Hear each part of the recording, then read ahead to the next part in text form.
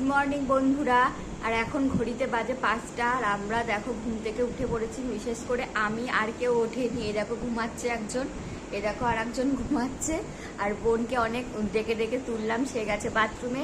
আজকে যাবো তারা মায়ের কাছে পুজো দিতে, লাইন দেবো, কখন হবে জানি না। আর আজকে কি জানো তো, তোমাদের জানাই কেন আমরা এসেছি আজকে মায়ের কাছে।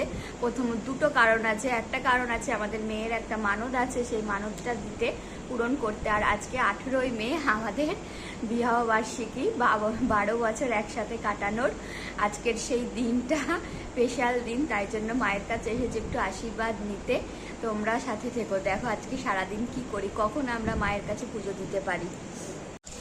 এখন যাচ্ছি আমরা দেখো মায়ের মন্দিরে পুজো দিতে। আর এখানটায় দেখো ঘন্টাটা নেওয়া হয়েছে। মেয়ের যে মানতটা আছে ওখানটায় ওর বাবা মানত করেছিল মেয়ের জন্য, যে ওখানে মাকে একটা ঘন্টা দেবে, তাই নেওয়া হয়েছে। চলো লাইনে গিয়ে দেখাচ্ছে, কথা বলছি তোমাদের সাথে। আর এটা মন্দিরে যাওয়ার রাস্তা, দেখো মন্দিরের চারপাশ দিয়ে অনেক দোকান আছে। এখান থেকে অনেক নানা রকমের পুজোর সামগ্রী পাওয়া যায় এখানে।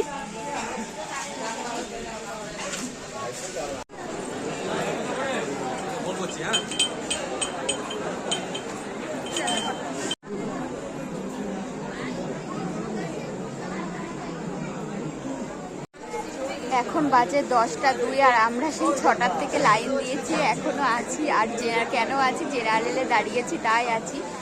সবাই বলে কষ্ট করেই পুজো দেবো, কেন টাকা দিয়ে দেবো। আগে যতবার আসা হয়েছে ততবারই টাকা দিয়ে দেওয়া হয়েছে, তাই সবাই বললো এবার জেনারেলে দাঁড়িয়েই পুজোটা দেবো। এখন বাজে ঘুরতে 12টা 5 আর এখন এই মন্দিরের সামনে এখনো অনেকটা যেতে হবে।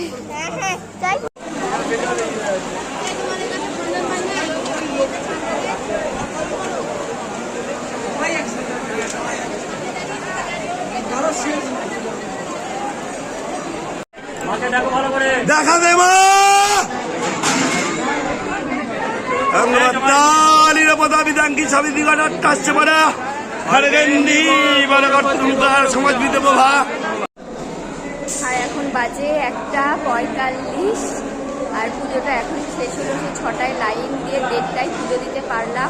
আর এখন আমরা বসেছি প্রসাদ খাবো, প্রসাদ কক্ষে। দেখো প্রসাদ ঘরটা